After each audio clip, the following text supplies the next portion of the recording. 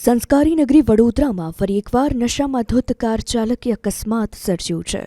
Ajwa road પર આવેલ હરી township પાસે બેફામ કાર ચાલકે બુલેટ લઈને જતા ચાલકને અડફેટે લેતા બુલેટ ચાલક ગંભીર રીતે ઘાયલ થતા હોસ્પિટલ ખસેડાયો છે।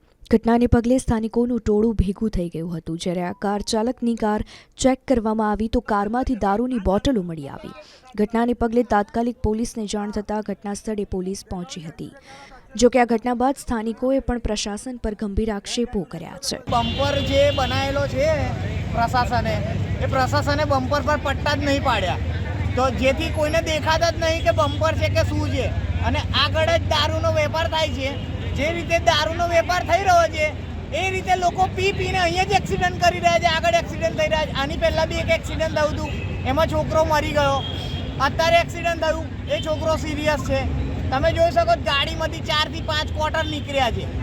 તો પ્રશાસને એનું ધ્યાન આપવું પડે, પોલીસ પ્રશાસનને બી જણાવવાનું કે તમે બી ધ્યાન આપો। જે ઘટના બની એનામાં કેટલા ઈજા થયા છે? ઈજા તો ખાસી થઈ છે, છોકરાને કમરથી ડેમેજ થઈ ગયો છે, છોકરો હજુ બી આઈસીયુમાં છે। કાલ ઉઠીને મરી જશે તો આ પાર્ટી થોડી જવાબદારી લેશે જેની ગાડી છે।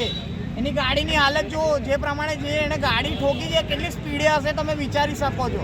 જે ઘટનામાં જે ડ્રાઈવર હતો એ નશાની હાલતમાં હતો? ફૂલ ટાઈટ છે, પાર્ટી તો ફૂલ એકદમ ટાઈટ નશામાં હાલતમાં ગાડી ચલાવી રહી હતી, અને પાર્ટીને ઊભું રહેવાના બી હોશ નહોતા।